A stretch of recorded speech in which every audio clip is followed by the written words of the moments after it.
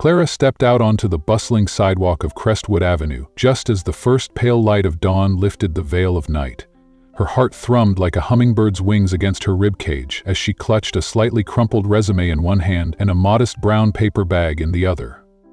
The company she aimed to impress, Solversys Innovations, loomed ahead with its sleek glass facade catching the rising sun. She had rehearsed her answers in her rosewood apartment and felt the weight of every possibility. Yet now, in this decisive instant, a familiar tingle of fear crawled up her spine.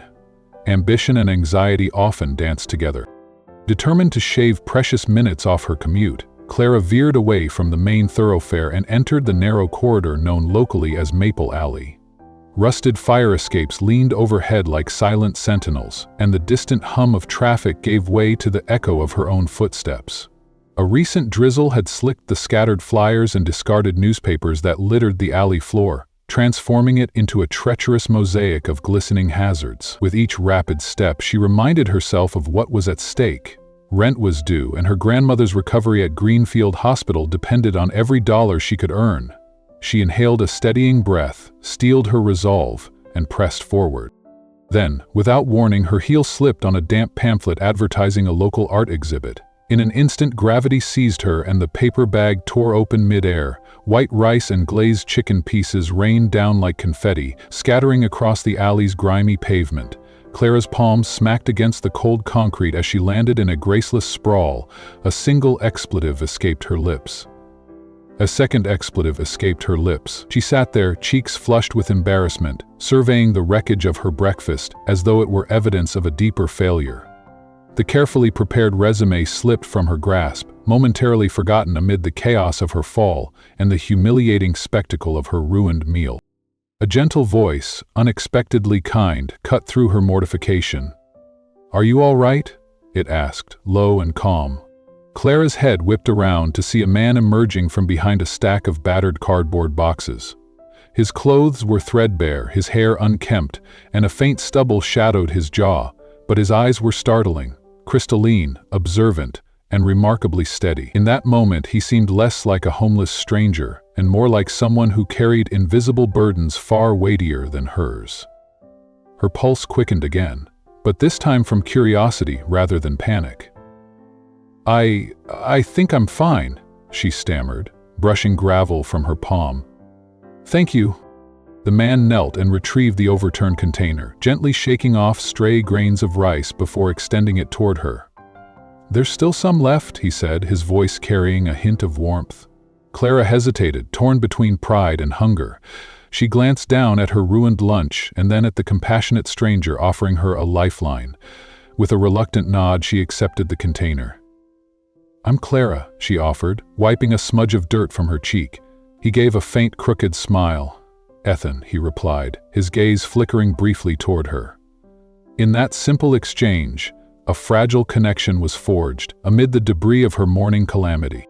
Clara noticed then the crimson smear seeping through the fabric of Ethan's worn boot. Concern flashed across her features.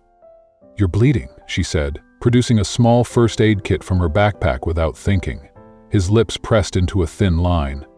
"It's nothing, I've had worse," he insisted, though the tight curl of his brow betrayed him. Clara tore off a piece of gauze, dabbed it with antiseptic, and pressed it gently to the cut. Ethan winced as the alcohol stung, but he held his ground. She wrapped the wound with care, her hands surprisingly steady despite her racing heart.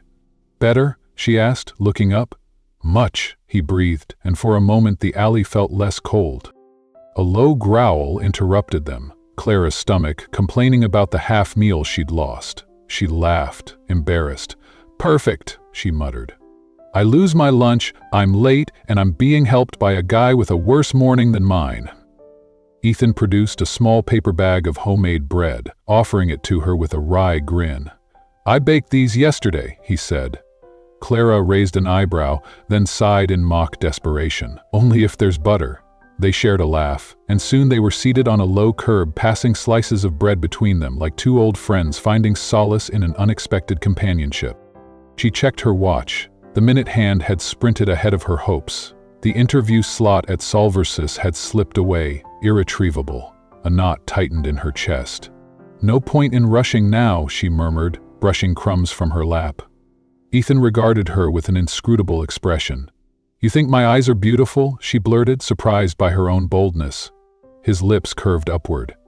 "I do," he said softly. Heat flooded Clara's cheeks. They exchanged names again, and he revealed that the alley was his temporary refuge. He was between two paths, he said, searching for who he had been and who he might become. In the days that followed, Clara found herself drawn back to Maple Alley.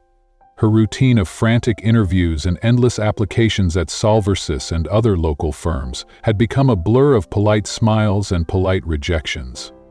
But Ethan was a constant presence, perched among the shadows of discarded pallets and peeling posters. Sometimes they simply nodded at each other. Other times they traded snippets of conversation about trivial things, weather forecasts, local gossip, a stray cat that roamed the alley. His calm voice was an anchor amid her turbulent ambitions, and she began to anticipate their chance meetings with a mixture of hope and curiosity. One frigid afternoon, Clara hurried through the alley with her coat pulled tight, only to find Ethan shivering in the dim light. The bandage on his foot was filthy, and the wound beneath had become swollen and angry. His pale face looked more fragile than ever. Without hesitation, Clara offered him the spare room in her modest Rosewood apartment building. At first he hesitated, pride warring with desperation, but exhaustion won out. She led him upstairs, past the faded lobby tiles, to a tiny back room warmed by a small heater. "Just for tonight," she insisted. He nodded, and they crossed the threshold together, two strangers bound by an unspoken understanding. Clara pushed open the creaking door of her Rosewood Avenue apartment and immediately noticed the soft glow emanating from the broken lamp in the living room. The bare bulb overhead had flickered erratically for weeks, but tonight its steady light filled the space with unexpected warmth. She rounded the corner to find Ethan kneeling beside the lamp's base, screwdriver in hand. "You fixed the lamp?" she asked, eyebrows arched. He stood, brushing imaginary dust from his jeans. "It was just a loose wire," he said, offering her a small, self-satisfied smile. "Nothing serious." Clara crossed her arms, studying him. "You're good with tools." His grin widened, and for a moment she glimpsed the confident posture of someone who had once moved comfortably in boardrooms rather than alleys. "As a kid, I was always curious. Took everything apart," he admitted. "Didn't always know how to put it back together." Clara shook her head in mock disapproval. "You're nothing like I imagined," she teased. "And what did you imagine?" he countered. "A lost soul, wandering with no idea how to write his own name." She laughed, the sound echoing against the walls. "Arrogant too," she said, softening. "A little," he conceded, and they shared a warm chuckle that seemed to seal the fragile truce of their unlikely cohabitation. Their new routine felt surprisingly natural. Clara at her desk preparing for interviews, Ethan quietly tinkering around the apartment. But the fragile calm shattered the next afternoon with a loud knock on the door. Clara opened it to find Mr. Oswald, the building manager, standing in the hallway, clipboard in hand and stern expression in place. "Good afternoon, Miss Clara. May I have a word?" he asked. "Of course," she replied, stepping aside. "We've had reports of a strange man loitering in the building, messy hair, worn clothes. Some residents are concerned." Clara froze as Ethan appeared behind her, clutching a dish towel. "Is something wrong?" he asked, confusion creasing his brow.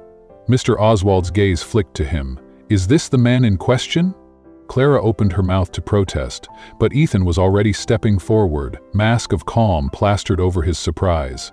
"Sorry if I caused any concern," he said smoothly. "I'm Clara's cousin. I came from out of town and I'll be staying here a few days until I find my own place." Oswald's eyebrow rose, but he extended a hand.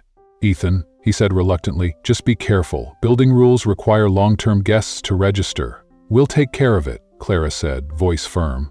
Once the manager left, she turned to Ethan, exasperated and relieved. "Cousin? That actually worked." He shrugged. "Old habit." "A habit from what?" she pressed. He looked out the window, eyes distant. "Survival," he said quietly, and Clara realized there was more to this man than she had imagined. That night, Clara lay in bed, unable to shake the encounter. How could someone who claimed to have nothing move and speak with such assurance? She slipped from the covers and padded to the bookshelf where Ethan had been arranging his few belongings. One novel lay open at page 47, its spine creased.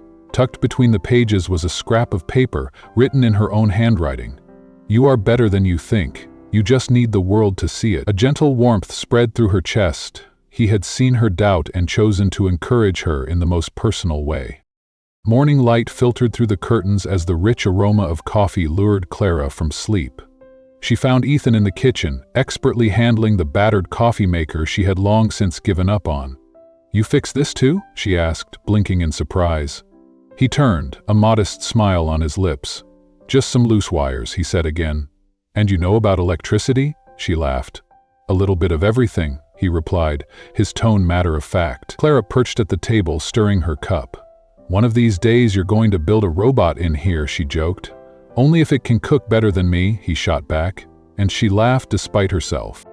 Their banter was interrupted by the time Clara had another interview at Solversys in an hour. She rose and hurried to her bedroom, pausing when she saw her laptop screen illuminated in the dim corridor. Ethan sat before it, fingers dancing across the keyboard. He jumped up at her approach. "I was just checking it out. The system was so slow I thought I could help." Clara frowned. "You opened my computer without asking?" "Instinct," he said softly. "I saw the resume open and I couldn't resist." She sat at the desk and read the document on screen, her resume reformatted with clean headings, bulleted achievements, and keywords she hadn't thought to include. "You changed my resume," she said, astonished. "I fixed the layout," he explained. "Your information was solid, but you needed a stronger presentation." Clara inhaled, torn between gratitude and frustration. "You had no right," she said quietly. He lowered his gaze. "I believe in you, even when you don't believe in yourself." Her anger melted. "Next time, ask first," she said. "I promise," he whispered. That afternoon, a notification pinged on her phone. An invitation from Solversys to interview with the board the next day. Clara stared at the message, disbelief and excitement mingling in her chest. She found Ethan in the guest room and knocked gently. "You set up my resume?" she asked. He nodded. "Yes, without telling you? I knew you wouldn't let me." Clara smiled, her heart full. "Just don't surprise me like that again," she said. "I don't like surprises." "Understood," he replied. The next morning, Clara dressed carefully for her board meeting. She paused on the balcony to see Ethan gazing at the sunrise, hands resting on the railing. "Aren't you going to wish me luck?" she asked. "You don't need it," he said, but a hint of a smile touched his lips. "If I get this job, I might not need an extra guest in the back room anymore." "That's fair," she laughed, smoothing her hair one last time. She left for Solversys, confidence buoyed by his faith in her. Back in the apartment, Ethan returned to the guest room and retrieved an old folded newspaper from his backpack. The headline read, "CEO missing for 8 months, where is Ethan Alencar?" A photo showed a polished man in a dark suit, standing before the gleaming Harvin Technologies sign, an image that mirrored his own features. His finger traced the outline of his face in the grainy print before he ripped the page into small pieces and tossed them into the wastebasket. The truth weighed heavy in the silent room. Clara's interview concluded late. As she walked home along Crestwood Avenue, her phone buzzed again. Beatrice from Solversys confirming her board appointment. She stopped by a newsstand and spotted the same old newspaper on display. Heart pounding, she read the caption, "Ethan Alencar, founder and CEO of Harvin Technologies, missing since tragic accident." Her mind reeled. The face was unmistakable. The same striking eyes, the same poised expression. She hurried home, mind racing with questions she dared not voice yet. Inside, the apartment was orderly as ever. Ethan sat at the table, reading a well-worn economics tome. He looked up and offered a casual greeting. "Hey." Clara managed a tight smile. She retreated to her room, heart hammering. That night's dinner passed in tense silence, each clink of silverware echoing her doubts. She lay awake for hours, the ceiling above her seeming to shift and shimmer with possibilities she could neither confirm nor deny. Finally, as sleep claimed her, she whispered into the dark, "Who are you really, Ethan?" "Good luck, Clara," Ethan whispered as the door clicked shut behind her. He paused at the window, watching her hurry down the street, heels clicking against the pavement. His pulse steadied as he silently counted to 40, each number a heartbeat echoing in his mind. Then he slipped back into the small guest room, retrieved a worn backpack from beneath the cot, and changed his shirt. He pulled a dark cap low over his brow, checked his reflection in the cracked mirror, and eased out through the building's back exit. The streets of Crestwood were alive with evening traffic, but Ethan avoided the main roads. He walked for blocks, ducking into side alleys and changing direction twice before reaching a small cafe that faced Harvin Technology's gleaming headquarters. He settled at a corner table, ordered a black coffee, and watched the building's reflective surface. For months, he'd hidden under the radar, watching as Marcus Alden consolidated power. Now he needed first-hand intelligence before reclaiming his life. When the after-work rush subsided, Ethan rose and approached the side entrance. He showed no badge, only the posture of someone who belonged. The service elevator smelled of grease and fresh paint. A maintenance worker paused, eyes widening. "Mr. Ethan?" the man whispered, recognition flickering. "Shh, just for today," Ethan murmured. "I need to see." The worker nodded and waved him in. Hallway lights hummed overhead as Ethan passed unfamiliar faces. No one greeted him. At the executive floor, he stood before the frosted glass door bearing Marcus's name. His chest tightened. He moved to the adjacent conference room, plugged in an old laptop and typed his long-forgotten password. The system unlocked. Spreadsheets, memos, and contract files appeared in rapid succession. Scrolling through, Ethan's eyes narrowed at the documents outlining plans to transfer Harvin's shares to a shell corporation overseas. Every clause confirmed Marcus's betrayal. He memorized dates, signatories, and bank account numbers. He resisted the urge to download or copy. Haste could expose him. With one last look, he shut down the laptop, erased his tracks, and slipped back into the shadows of the service corridor. Meanwhile, Clara sat before a panel of Solversys executives, her palms cool against her resume.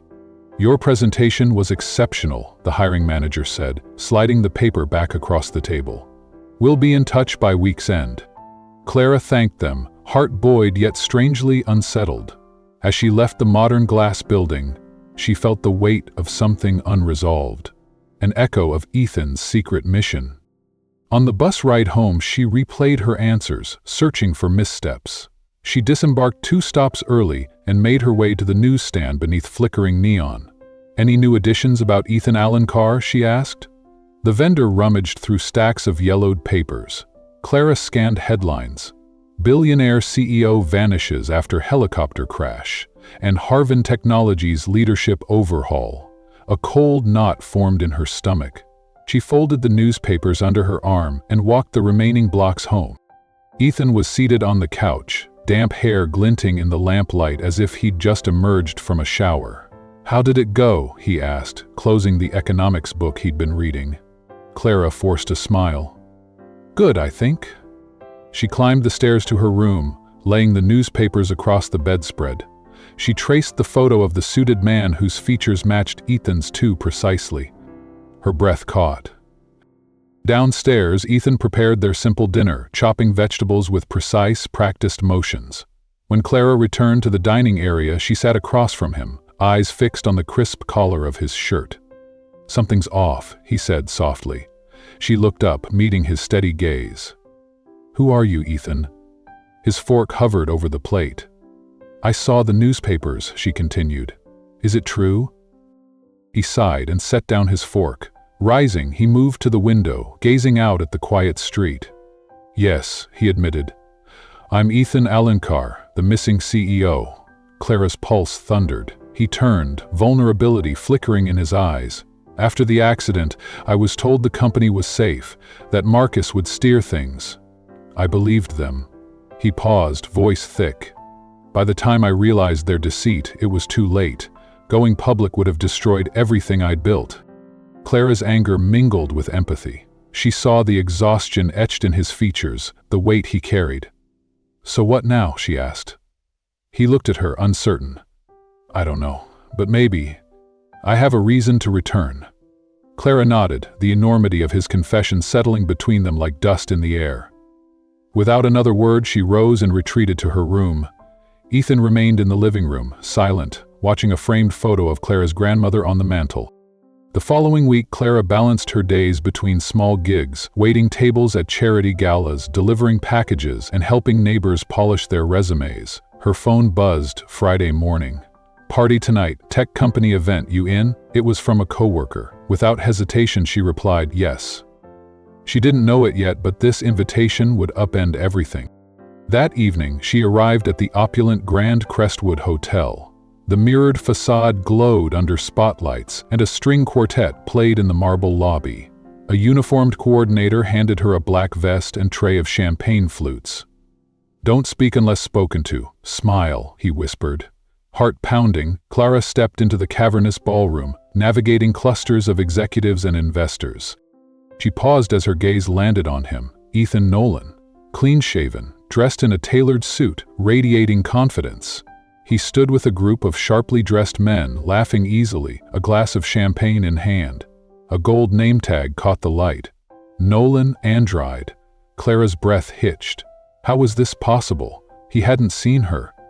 She slipped away into a service hallway, mind racing. In the staff break room, she reached for her phone to text a friend. The screen was dark. She patted her pockets. It wasn't there. Panic fluttered in her chest as she retraced her steps. "Have you seen a phone?" she asked fellow waitstaff. But no one had.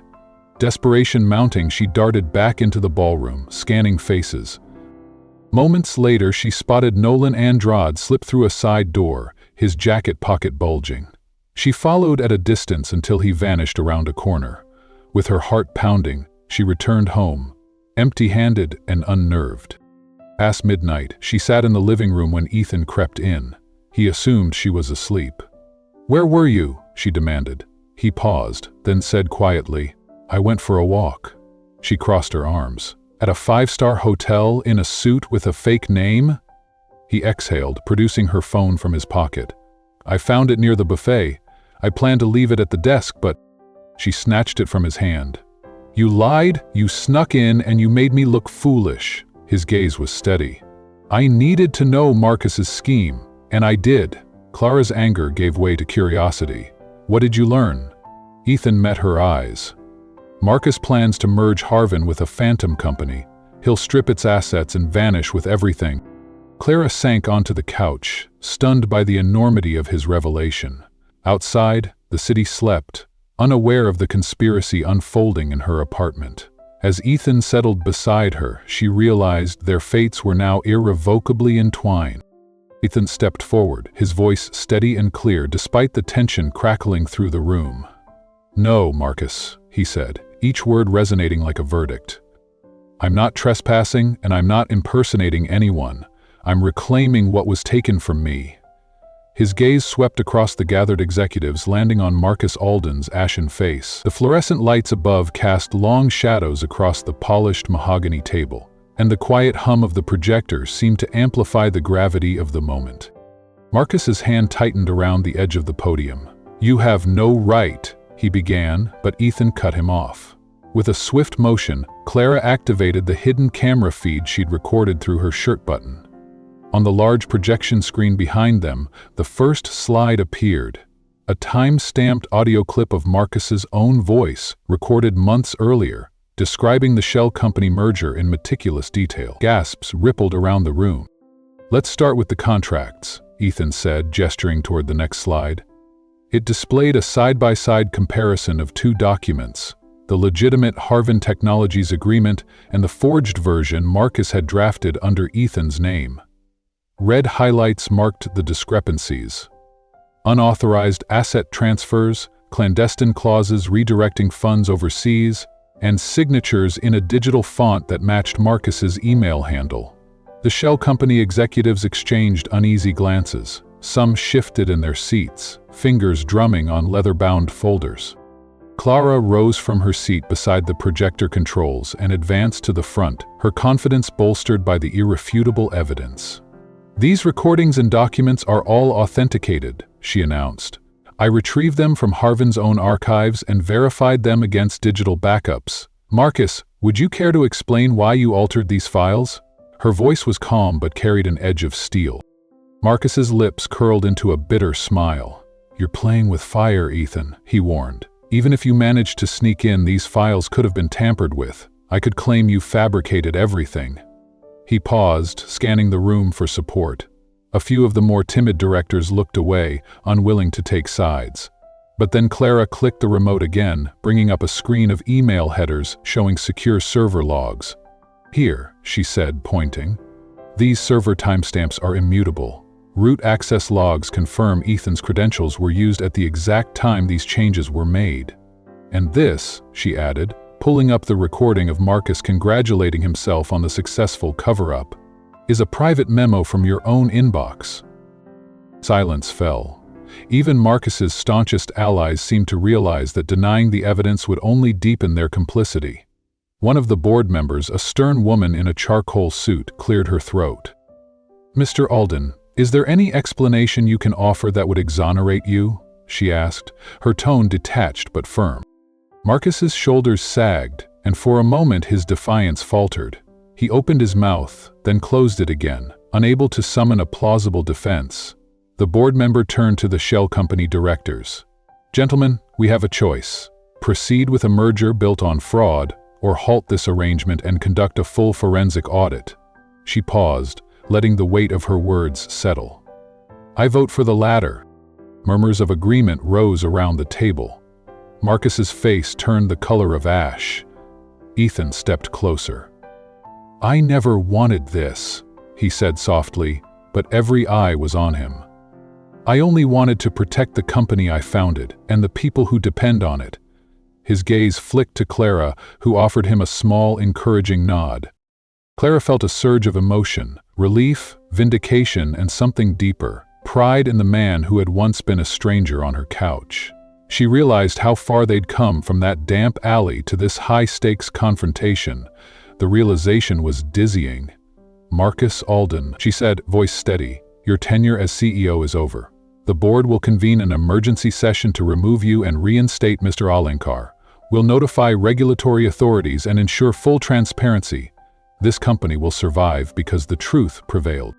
Marcus rose, eyes blazing with anger and humiliation, but his authority had crumbled. He glared at Ethan one last time, then stormed out, his footsteps echoing down the corridor. The remaining directors turned to Ethan, offering tentative congratulations and apologies for their earlier complicity.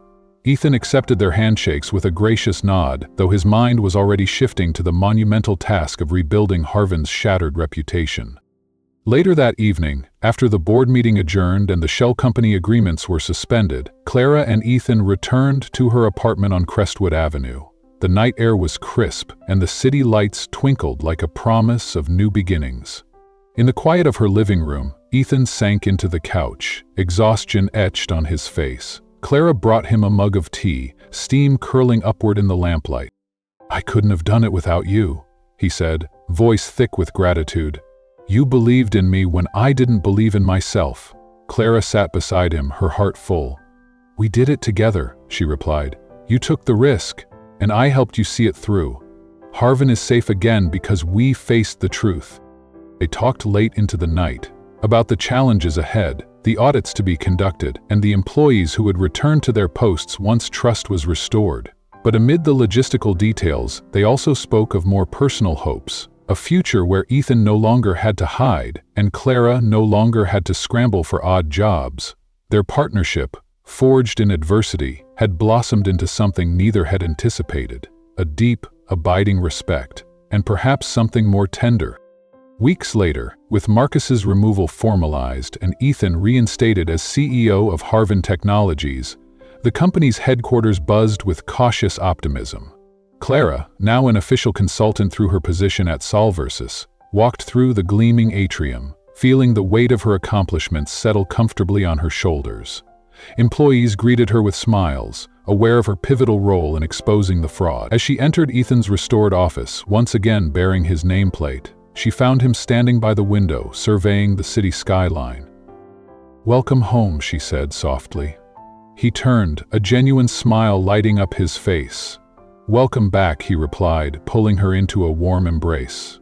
Outside, the sun dipped below the horizon, painting the sky in hues of gold and rose, an apt symbol of endings and beginnings. In the months that followed, Harvin Technologies regained its footing under Ethan's leadership. Clara continued her work with Solversys, her talents recognized and rewarded. Together, they navigated board meetings and strategy sessions, their bond strengthened by the trials they had overcome. And in the quiet moments, over late-night coffee in her Rosewood apartment or leisurely walks along Crestwood Avenue, they spoke of dreams no longer deferred, of building a life grounded in honesty, trust, and the shared knowledge that sometimes the greatest triumph comes not from avoiding the storm, but from standing together in its eye. Ethan Alencar stood before the boardroom's polished mahogany table, his gaze fixed on Marcus Alden's rigid silhouette. "I'm Ethan Alencar, founder of Harvin Technologies and the victim of your fraud," he declared, voice steady despite the tension crackling through the air. Clara tapped her concealed tablet, initiating the live feed. Instantly, screens around the room flickered to life, broadcasting Marcus's own recorded admissions.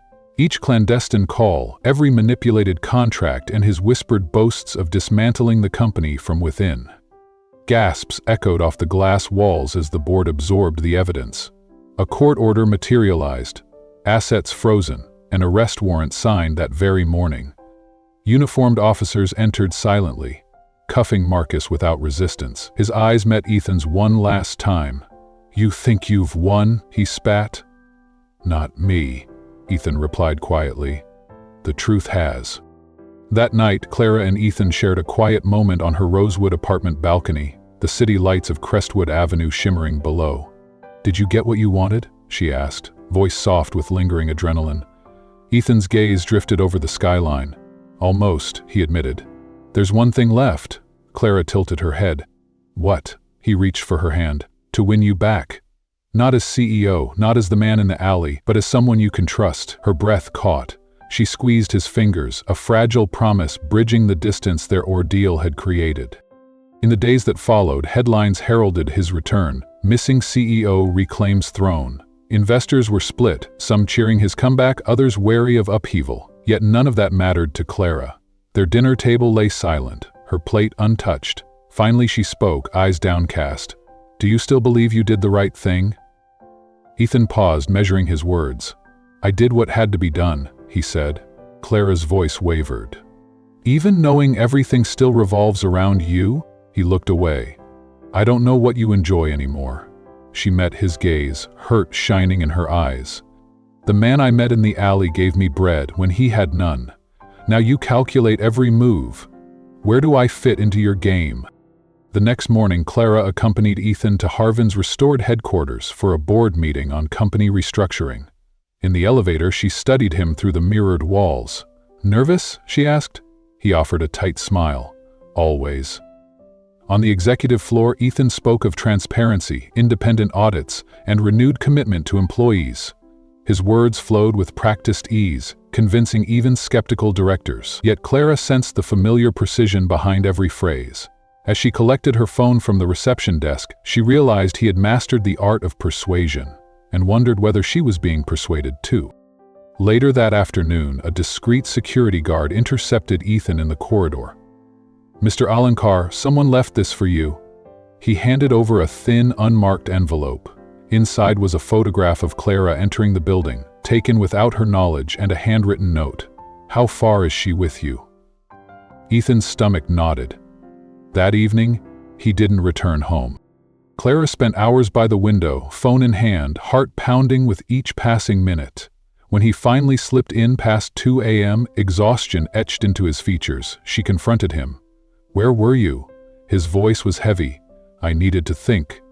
"About what?" she pressed. He sank onto the couch. "Someone sent me a threat, a photo of you. They want me to doubt you." Clara's eyes brimmed. "Did it work?" "No," he said, "but it reminded me how exposed we are." She sat beside him, voice trembling. "I'm not going anywhere unless you push me away." He reached for her hand. "Then tell me everything, no more secrets." Ethan exhaled, relief and shame mingling in his eyes. "I have a false identity, Nolan Andrade. I created it years ago on a business trip to Dubai to close deals with investors who mistrusted young CEOs. I used that name for accounts, contracts, even emails. When I returned, I legalized everything, but the alias lingered like a shadow." Clara's brow furrowed. "You had accounts not under your name?" "Yes," he admitted. And now someone is using it against me. She stood. You need to report this. He shook his head. Without proof, it'll destroy my credibility. She crossed her arms. Then find proof. Before they use it to break us. 2 days later, Clara found an anonymous envelope at the cafe where she once worked before joining Solversys.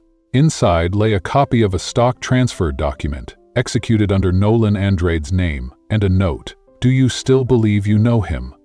Her pulse raced. That afternoon, she waited in Harvin's parking lot and intercepted Ethan as he exited his car. Is this yours? She asked, handing him the envelope. He recognized it instantly. Who gave you this? It found me the same way it found you, she said. Someone's trying to fracture our trust. Is it working? He met her gaze. Only if you let it. Clara's shoulders slumped. Why didn't you tell me about this part of your past? I was ashamed, he whispered. A mistake I buried. She looked up, resolve hardening. Then show me everything, tonight. That evening, Ethan led Clara to a modest warehouse on the city's edge. Inside, rows of filing cabinets held his personal archives, yellowed contracts, hand-scrawled notes, recorded meetings, and even receipts from unregistered transactions. This is my hidden life, he explained. Not to deceive you, but because I was ashamed. Clara moved among the stacks, fingertips brushing the evidence of his struggles. All of this is yours? She asked softly. Yes, he said. A part of me no one else has seen, until now. She turned to him, tears in her eyes. You're not perfect, she said, but at least you're real. He closed the distance, relief flooding his face. Then let's start here. No more secrets. Promise? I promise, she replied, pulling him into a tight embrace. But in a dimly lit office across town, a shadowy figure watched their reunion on a flickering screen. They're back together, he murmured. His assistant looked up. Shall I proceed with the plan? Yes, he replied, voice cold. But more carefully now. They're stronger, and that makes them more dangerous. Even the strongest alliances have invisible cracks. He lit a cigarette, exhaling smoke as he leaned back. The next morning, Clara awoke to an unfamiliar stillness. The apartment felt hollow, no clatter of mugs, no hum of Ethan's footsteps. She rose heart tight and walked to the guest room. The bed was neatly made, the closet door ajar, and on the pillow lay a single envelope addressed in Ethan's careful hand. With trembling fingers, she opened it and read. Clara, by the time you open this letter, I'll be gone. Not because I want to run from you, but because I know that staying is more dangerous than leaving. Ethan Alencar stood before the boardroom's polished mahogany table, his voice resonating through the stunned silence.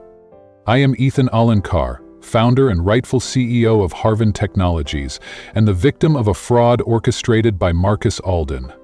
With a subtle gesture, Clara activated her concealed tablet. Instantly, the conference room screens flickered to life, broadcasting Marcus's own recorded admissions. Clandestine phone calls detailing shell company mergers, doctored contracts redirecting Harvin's assets overseas, and his whispered boasts of dismantling the company from within. The assembled directors exchanged shocked glances as evidence after irrefutable piece played out in vivid clarity. One by one, officers in crisp uniforms entered through a side door, bearing a court order freezing all assets tied to Harvin's offshore shell entities. An arrest warrant signed that very morning sealed Marcus's fate. As the officers gently but firmly cuffed him, Marcus's face contorted with rage and disbelief. He paused before exiting, sneering at Ethan. You think you've won? Ethan's calm reply cut through the tension. Not I. The truth has. Later that night, on the narrow balcony of Clara's Rosewood apartment, the city's lights twinkled like distant promises. Clara wrapped her arms around herself against the cool breeze. Did you get what you wanted? She asked softly, her voice still tinged with adrenaline. Ethan's gaze swept the skyline before returning to her. Almost, he admitted. He took her hand, his thumb brushing her knuckles. There's one thing left. Her heart stuttered. What?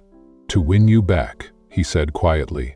Not as a CEO restored, nor as the man you first met in an alley, but as someone you can trust. Clara's breath caught. She squeezed his hand, a fragile promise binding them tighter than any contract.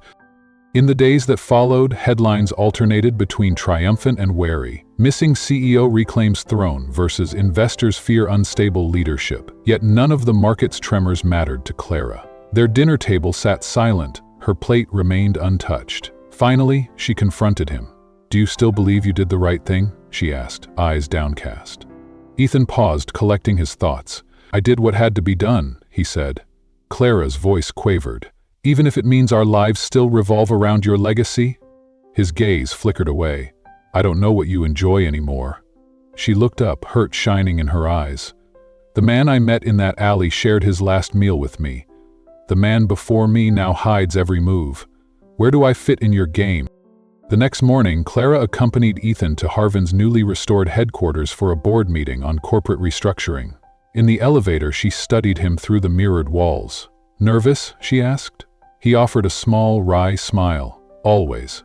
At the executive floor, Ethan spoke passionately about transparency, independent audits, and nurturing young talent. His words flowed with practiced ease, winning tentative nods from skeptical directors. Yet Clara sensed the familiar precision behind each phrase. As she retrieved her phone from the reception desk, she noticed a security guard watching Ethan intently.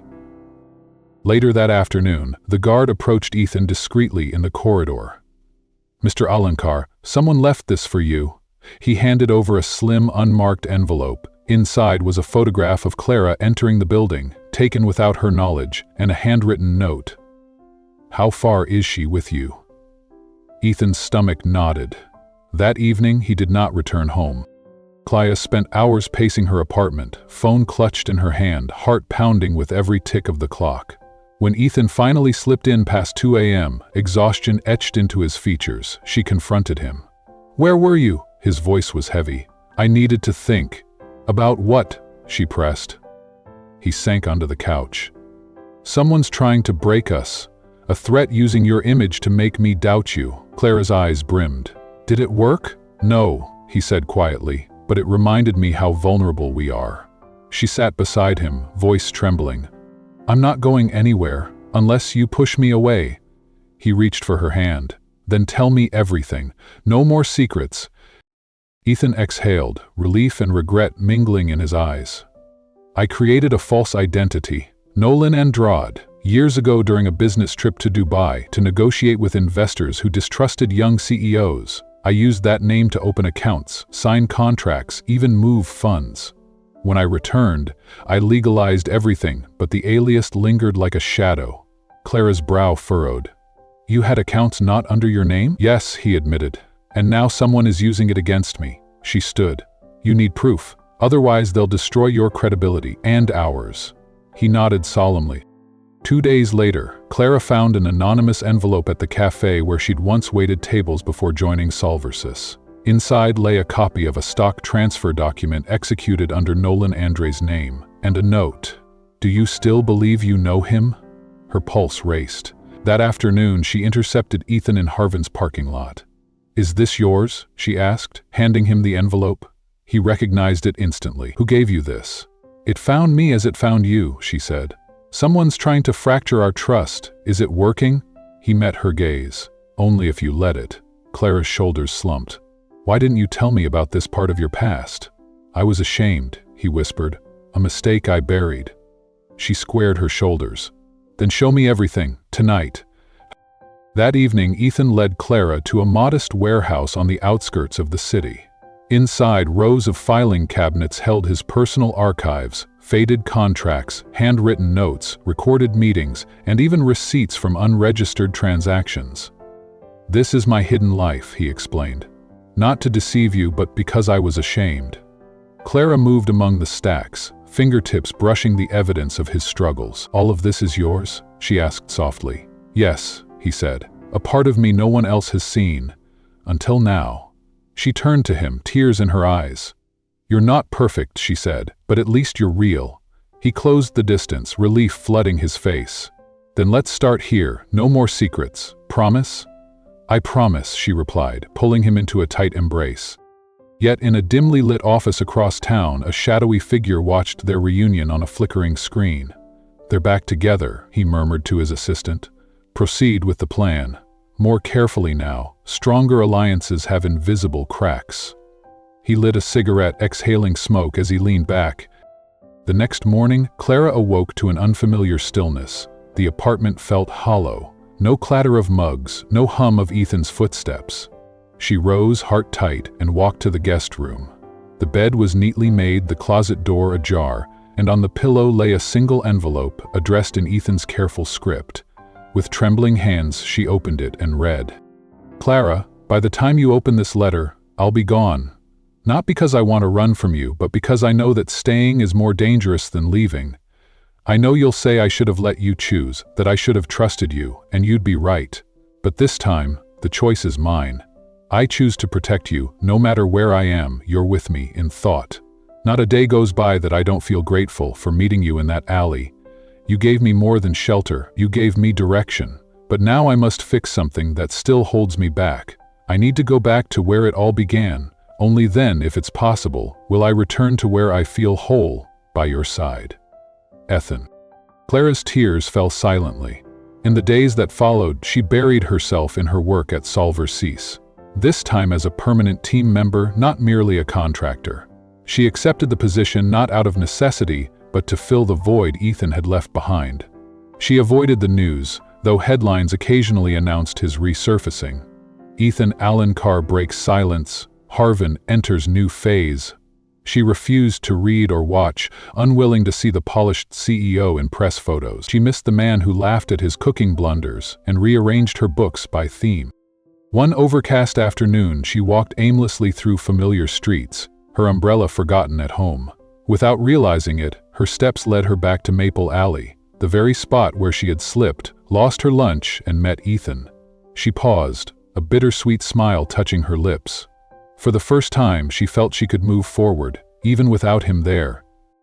Meanwhile, Ethan sat in the backseat of a car, watching Harvin's headquarters gleam in the distance.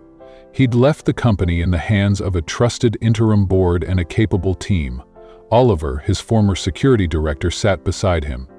"Are you sure about this?" Oliver asked. Ethan nodded. "I've closed this chapter. Now I need to find a coffee shop." A small smile curved his lips as the cityscape passed by. That week, Clara received an unexpected email, an invitation from Sunbite Technologies, one of Solversys' partners, to participate in an internal selection process. The address pointed to a rural cluster of startup offices. Curious, she traveled there on Saturday, arriving at a quaint café named Café du Valais. Inside, a friendly barista called her name and led her to a back room, where Ethan awaited, jeans rolled at the cuffs, sleeves pushed up, that familiar grin lighting his face. "An apology," he said softly. "You set this up?" she asked, incredulous. "Not alone," he admitted. "The cafe and job offer are real, but I wanted to see you again." She crossed her arms. "Why now?" "Because I've settled my affairs and I still love you, though I don't know if you can forgive me." Clara drew a deep breath. "You left without a word. That doesn't get fixed with a mysterious invitation." He nodded. "I know, but maybe it can start with coffee," she laughed, shaking her head. "You never change." "I don't want to," he replied. He handed her an apron. "If you say yes, you'll wear this. If not, you get free coffee and your dignity." She stepped forward, smiling at his persistence. "Do you have sugar?" "Yes. Even oat milk." She grinned. "What's today's special, boss?" He bowed his head. "New beginnings." As they brewed their first cup side by side, a woman halfway across the world read an email with interest. Target identified. Minimal market influence, but emotionally vulnerable. She typed 2 words in reply: "Keep watching." The game was far from over, but for the first time, Clara and Ethan were ready to face it together. Clara's footsteps echoed in the hushed courtroom as she approached the witness stand, her heels clicking on the polished marble floor. Reporters and onlookers craned their necks, cameras pivoted to capture her every move. The judge peered over his spectacles. "Miss Clara, what can you tell us about Mr. Alencar's absence from the public eye?" he asked, voice measured. She inhaled deeply, recalling months of fear and uncertainty. "During that time, he wasn't hiding for personal gain," she began, meeting the judge's gaze steadily.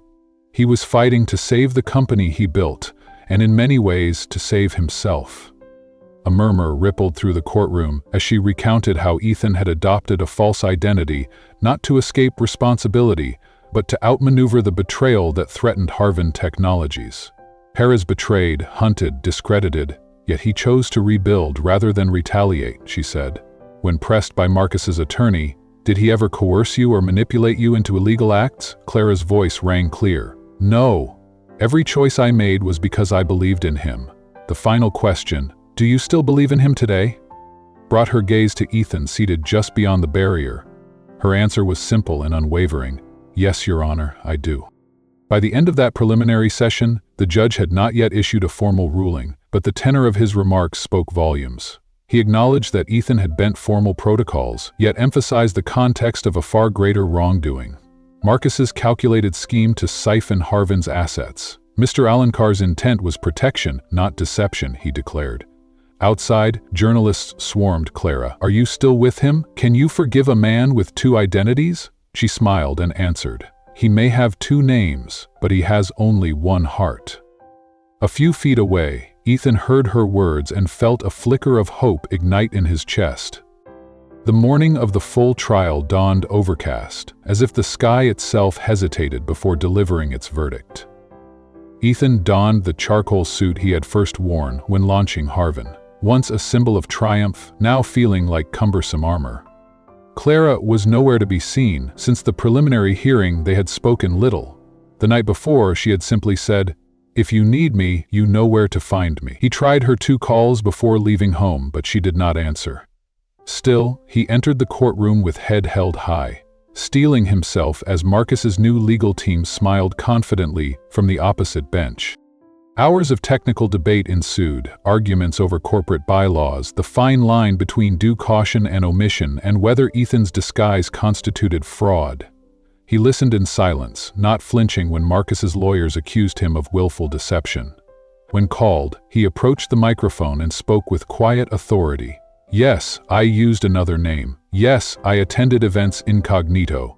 But every action I took was to prevent a far greater crime, the dismantling of the company and the ruin of countless livelihoods." The judge's eyes softened as he considered the irrefutable evidence. Server logs, audio recordings of Marcus's own admissions, and Clara's compelling testimony. After a brief recess, the judge returned.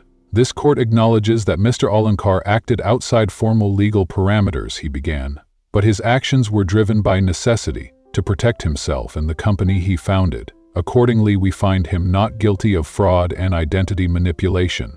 However, to facilitate Harvin's rebuilding on neutral ground, Mr. Alencar is advised to step aside from executive duties for an indefinite period."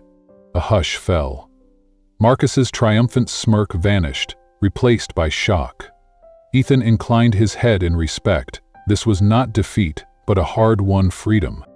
He left the courtroom amid a throng of reporters shouting questions, yet he searched only for one face, Clara's. She was not there. 2 days slipped by in agonizing silence.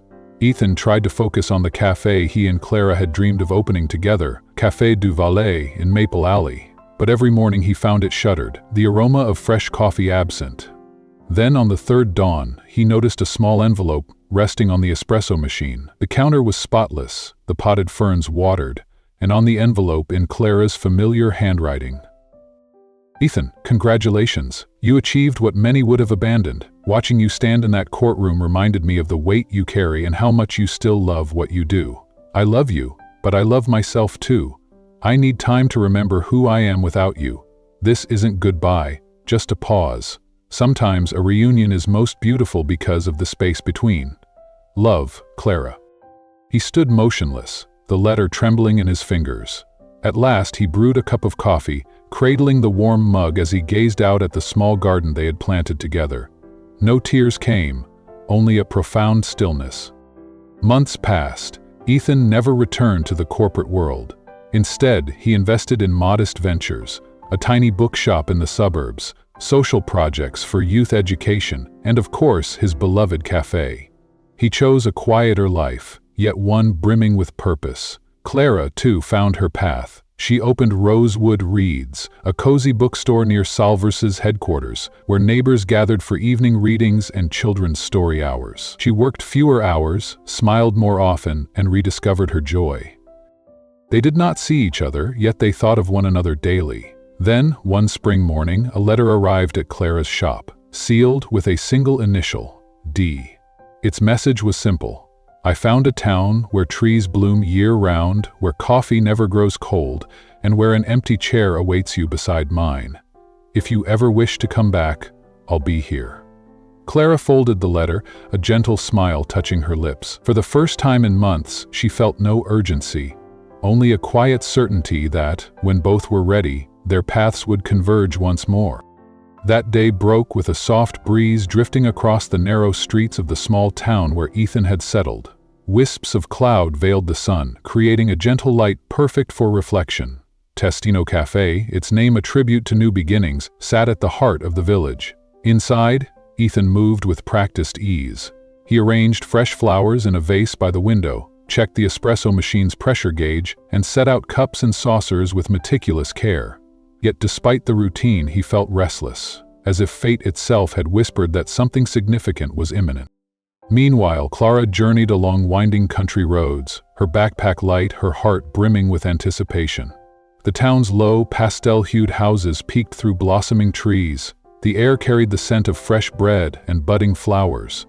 In her pocket she carried Ethan's letter, reassuring and tender. She had read it countless times, and today, she was finally ready to act on its promise.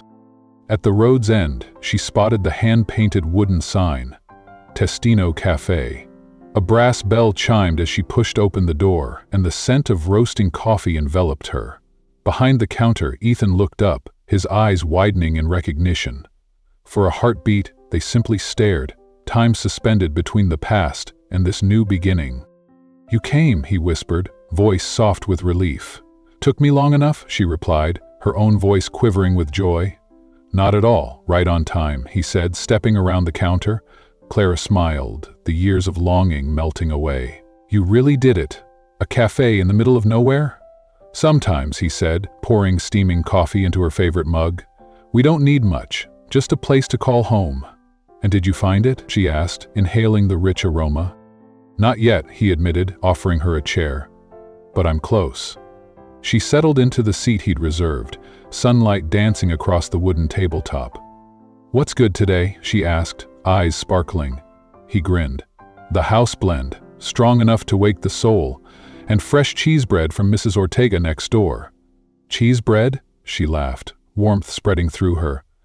"You know exactly how to win me over." He reached across the table, taking her hand. "I learned from the best teacher. Silence." Clara's gaze softened. "I thought you'd never write." "I thought so too," he confessed. "But I had to remember you without seeming desperate." She leaned forward, brushing her thumb across his palm. "You were never desperate, only devoted." Outside, the bell above the door tinkled as a gentle breeze stirred the curtains. Inside Testino Cafe, two hearts reunited, no longer defined by past shadows, but by the promise of every sunrise yet to come. They settled onto the weathered porch swing of Testino Cafe, each cradling a steaming cup. The garden was alive with early blooms, lavender and jasmine twining along the trellis, while sunlight sifted through new leaves, painting their faces in dappled gold. There was no urgency, only the gentle rhythm of leaves swaying in the breeze and the soft murmur of distant morning traffic. In that perfect pause, the end of one chapter met the promise of another. Ethan leaned back, eyes tracing the pattern of ivy climbing the cafe's brick wall. "Your bookstore in Rosewood Reads is beautiful," he said, voice soft. "I saw the photos online." Clara tucked a stray hair behind her ear. "It's more than a shop," she replied. "It's a refuge. A place where people can slow down, breathe, and discover new worlds." She watched a customer linger by the window display, lost in a novel's cover art, and felt a quiet pride. He turned to face her. "You've changed, Clara." His tone held wonder. She studied him. "I stopped running," she said. "Stopped hiding." He nodded, as though he'd been waiting to hear those words. "And I changed too," he confessed. "For the truth, so I could live honestly." She smiled, the weight of past secrets lifting between them. We both needed space, she whispered, to understand who we were on our own. Ethan's hand hovered over hers. I don't know if I still have the right, he began, voice hesitant. But if I asked you to stay, just for a few days, would you consider it? Clara paused, then grinned. I packed enough clothes for a week, she admitted. He laughed, relief flooding his face. I can get you an apron, he offered. I already feel at home, she answered, her eyes bright with affection. In the days that followed, Clara slipped effortlessly into cafe life. She manned the register, greeted patrons with warm hellos, and rearranged the small shelf of books, creating a reading with coffee section featuring light, inspiring titles. Regulars noticed her touch, the way she folded napkins into neat triangles, the chalkboard's daily quote penned in elegant script. Ethan watched her from behind the counter, admiration shining in his gaze. They no longer had to prove themselves or rescue one another, just walk side by side. One evening, as they counted the day's earnings, an elderly regular, Mr. Bennett with his snowy beard and worn cap, paused by the counter. You two, he said, with a knowing smile, are like pieces of the same puzzle. Clara returned his grin. Maybe we are, she replied, warmth blossoming in her chest. Ethan simply nodded, content in the quiet affirmation of their shared life. Later, when the last customer had left and the cafe lights dimmed, Ethan found Clara stacking chairs. He leaned against the doorframe, contemplative. Life has a way of circling back, he said softly, just to bring us home. Clara looked up. Like this cafe called Destino, she teased. He grinned. Exactly. She stepped toward him. Are you still afraid, she asked, of getting lost again? He shook his head. No, he said firmly, because if I ever wander, I know you'll find me. She slipped her hand into his. Always, she vowed. One radiant afternoon, with sunlight streaming through lace curtains, Ethan approached Clara behind the counter, holding a small, velvet-lined box. Close your eyes, he whispered. She obeyed, heart fluttering. He knelt before her. When she opened her eyes, she saw a delicate silver ring, set with a single, pale stone. This is an invitation, he said, voice earnest. Not a wedding, yet, but to build our life together one day at a time. Clara's breath caught. She slipped the ring onto her finger. It's perfect, she whispered. So, what's today's special fiancé? He teased. New beginnings, she replied, and they laughed. Winter arrived with gentle frost, coaxing customers indoors to curl up by the bookshelves with cups of cocoa. The cafe bustled more than ever, the staff moving with an energy tinged by anticipation. Clara sensed something in the air but waited patiently. One crisp morning, Leo, their barista, tried to conceal a grin. Nothing special, he insisted. But when Ethan emerged carrying a bouquet of sunflowers, Clara knew better. He led her outside, where the porch was transformed. Twinkling lights hung from branches, and delicate banners fluttered above a circle of familiar faces. Friends, neighbors, even devoted patrons. What is all this? Clara breathed. Ethan's eyes glowed. It's our day. Before her, he knelt once more in the garden they had nurtured. Clara, he began, voice trembling, you arrived when I was nothing but ruins, and you rebuilt me with your kindness. I can't imagine life without you. Tears brimmed in her eyes. Will you marry me? He asked. Clara covered her mouth, laughter and tears mingling. Yes, she cried. He rose, pulling her into an embrace as applause and Leo's soft guitar melody filled the night. Grace, the neighbor, presented a carrot cake crowned with chocolate frosting, Clara's favorite. A local justice of the peace officiated under fairy lights, guiding them through heartfelt vows. I promise to remind you who you are, even when you forget, Clara pledged. And I promise to protect you, even if the world crumbles, Ethan vowed. Their kiss was unhurried, sealing a story of pain and perseverance with hope. The celebration spilled into the cafe's open doors. Chairs were pushed aside to create an impromptu dance floor. Children darted about with napkins tied like capes. Adults toasted with mugs of coffee topped with whipped cream and chocolate shavings. Clara sat by the window, tears of joy glinting in her eyes. Ethan settled beside her. What are you thinking? He asked, handing her a cup. For so long I believed life offered only two choices, survive or surrender," she replied. "Now I know we can truly live," he smiled, brushing a lock of hair from her face. "You always knew how to live," he said. "I just needed space." She leaned her head on his shoulder. "Are you happy?" he whispered. "More than I deserve," she said. "You deserve it," he insisted. "You chose to change, to love, and above all to stay." When the last guest departed and the cafe lights dimmed, they returned to the counter. Clara stirred her coffee thoughtfully. "You know what I was thinking?" she asked. "What?" he replied. "Maybe it's time to tweak the cafe's name." He raised an eyebrow. "Change it?" "Just a bit," she said, pulling a slip of paper from her pocket. With a blue pen she wrote, "Cafe and Heart." "What do you think?" she asked. He smiled broadly. "It's exactly who we are." She placed the note on the counter. "Tomorrow we change the sign." He nodded. "Tomorrow is a perfect day to start anew." In the weeks that followed, Cafe and Heart became a beloved destination. Visitors came to witness the place where a missing CEO and an ordinary woman wove a new life together.